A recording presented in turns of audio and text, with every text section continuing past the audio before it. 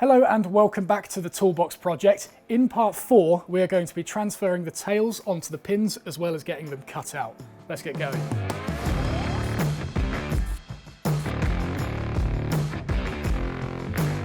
Okay, so once again, the transferring of the tails, the cutting of the pins and the fitting of the dovetails as a whole have been split down into 3 individual parts. However, in this one, we're going to blend it all into one. If you would like more information on each individual step, there'll be links below to the relevant resources. Before we move on, you will notice that I am still stacking the timber with shims in between. You need to ensure you stay on top of that throughout this project, or at least until it's glued together, because humidity isn't going to give this a break no matter where you're at with the project. So let's get these set up for transferring. To begin with, we're going to choose one of these sides. I'm going to go for this one first. So in this case, we have got number 3. Let's look for number 3 on the pin board. There it is. And we're going to firstly confirm that we've got the orientation correct. So 3, 3, face side, face edge, face edge. And so we're just going to keep it in that orientation, but fold it down into the vise like this to ensure we don't get anything mixed up. We then need to get a platform behind that somewhat matches the height of this. So at the moment, this is sitting a little bit too high. Let's lower that. In general, what I'm looking for is for the pins to sit just ever so slightly higher than the supporting block behind, probably by about 1 millimeter or 2. So there you go, you can see the supporting block behind is sitting a little bit lower than the upright pin. So we'll just slide that back. And then this one from above will just need to be lifted slightly onto it in order to rest on top. This is just how I tend to do things, because it means when I put pressure down from the top, it's definitely pressing on top of the pins. Whereas if this was slightly lower than this supporting block, then when I push down from above, it's not actually going to be contacting this. So just a hair above is all you need really.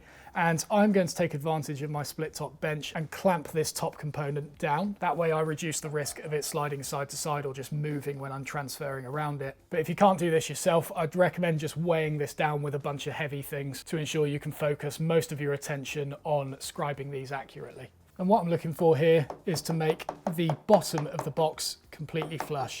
That's going to be our datum surface because it's where our face edges are. I'm going to tap it from the back side as well to bring it slightly forward. So it involves quite a lot of repositioning to get this accurate. I find the easiest way to do it is with a mallet of some kind. Okay, and with that firmly locked down, we're going to get in there with our marking knife and very carefully scribe around these vertical ones for the miters, and of course the tails themselves, being absolutely certain to keep the knife in that corner. And once that's done, we will scribble out the waste. At this point, avoid the miters because you don't want to have a lapse in concentration and accidentally cut straight down them. We need to do something different to them later. So just focus on scribbling out the tails for the time being, or should I say scribbling out the sockets.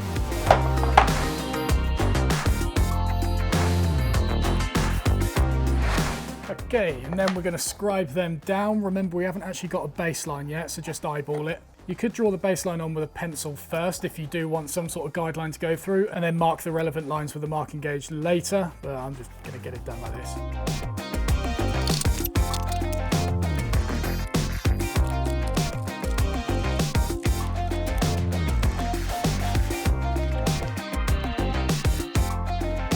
Okay, and then with the same marking gauge setting that we used for the tails, I'm going to scribe between each of these marks. Remember, on the front, you go between the marks. On the back, we can just do the entire length. So that's all the front done. Flip it over, and then nice and firmly, the entire back, all in one hit.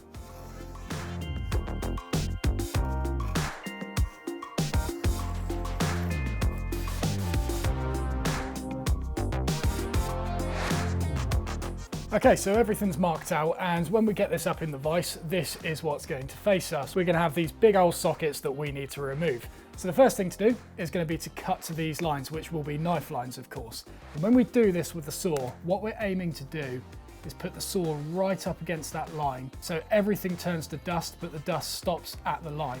Another one here, right up against the edge of the line, nothing to spare. It's important that you go up to the line and no further, because if you cut on it, anything that's then beyond the line will become a gap, of course. So you need to be cutting 100% on the waist side and just stop at the line. Difficult to do, but that's what we're aiming for. So if we're going to start with this line here, remember we're not cutting to these outer ones yet with the miters, we're just doing the dovetails for the time being. So I'm going to angle the saw up and just get it right up against that line, but on the waist side. Take a little nibble from the back and see where we are in relation to that line. So hopefully you can see that the saw cut is on the left-hand side, so the waist area, but it doesn't extend out beyond the line whatsoever. So we'll just continue that all the way forwards. And with that saw now locked in position, we can focus on just cutting down.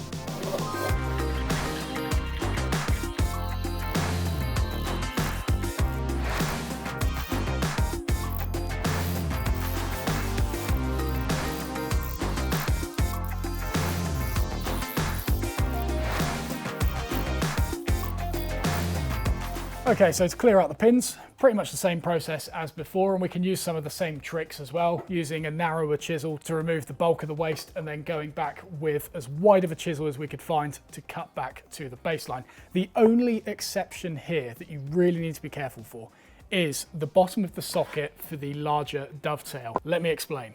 Right, so what we're looking at here is the toolbox after glue up, but the lid is still attached at this point. We're yet to cut it off. And it's quite common with dovetails to carry out a process known as undercutting. And what's shown in this model is massively exaggerated, but you get the gist. If you've watched my dovetail tutorials in the past, you'll know what I mean.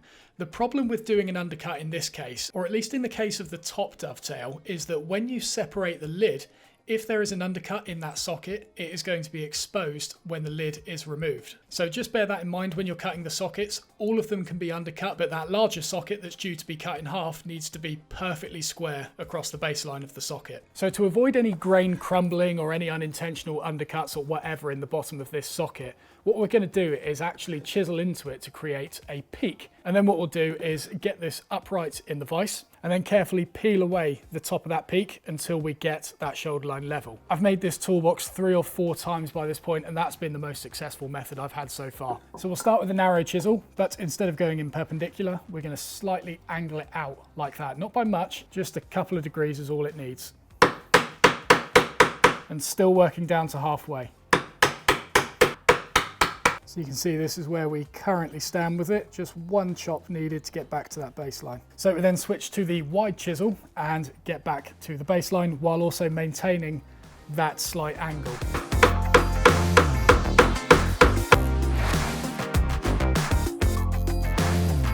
So we'll address that peak in a minute. In the meantime, I'm just going to get the rest of the pins cleaned up. Again, if you want a more in-depth tutorial on this, there is links in the supporting resources below.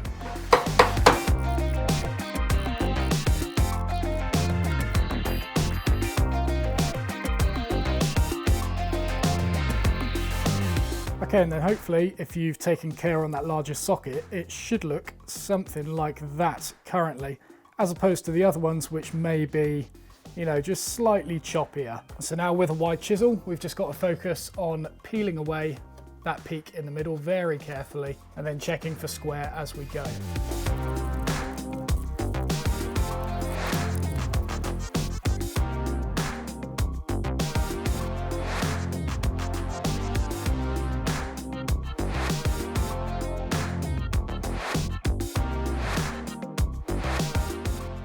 All right, so the sockets are about 90% of the way there now. The baselines are all cleaned up. The only thing we have to check, which is hugely important on such a wide component like this, let alone the fact it's oak because it's going to split easily, is that all of these walls are traveling down vertical. That applies to every single wall within this joint, every single corner. We need to check each one independently to be absolutely certain we're not going to split this in half when we assemble it. So for the most part, the sawing that I did looks pretty accurate. However, there are a couple on here that are standing out to me. Firstly, this one. You might be able to see it slightly sloping in. We can confirm that with a square. If I line that up with the top corner, I can see a little bit of the wall. I would also be tempted to check the back corner as well. Again, if I line it up with the bottom, there's a bit of the square poking out of the top, so that's definitely angled in. I think I also noticed this one. Yeah, this one is absolutely minute, but it's definitely something I would pay attention to. I've got the square flush with the bottom corner, and you can definitely see it's poking out at the top a little bit more, so that's another one we would need to sort out. And so starting with this one on the front, what we're going to do, pop the square on it, get it flush with that top corner, and knife a line down the front of the component, being very careful not to let it track the grain like it just did. Don't worry about those bits peeling off for now, like those will come off anyway. All we're looking for is to get a nice groove in the front of this component that we can put a chisel in. Next we need to come in and sever the grain at the bottom. I do that with one of these knives just by sort of slicing back and forth a bit. This will mean that the material will separate a little bit easier when we come across with a chisel, because it's no longer supported underneath by that long grain. And then with a really sharp chisel, put a chisel into that front line, angle it to match the wall of the tail, and then just wiggle it up and down like this.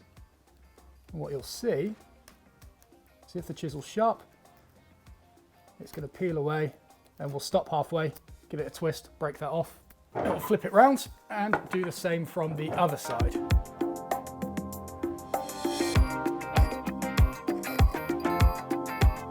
And so that's how I'm going to check each individual wall of each individual pin within this joint. It's always worth going across the grain like I've just shown you with the chisel, as opposed to going down the grain like this.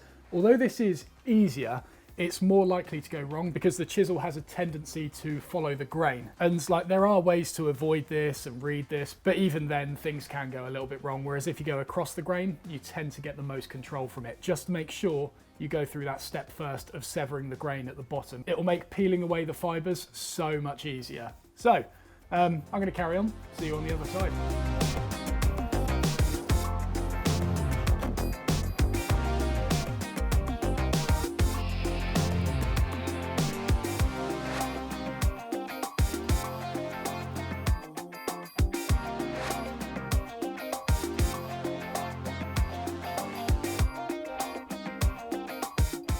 Okay, so that's the sockets all cut out and cleaned up and everything like that, and the next logical step would be to check how the tails fit. However, we can't do that just yet because the miters haven't been cut, and the reason for that is because we don't want to cut them now to avoid them getting damaged in the processes between now and gluing this thing together. So we're going to hold off on that, thus hold off on the whole dry assembly thing, and start moving on with other processes instead. So, as always, if you enjoyed this video, please do not forget to press the like button, subscribe if you haven't already, and I'll see you in the next video.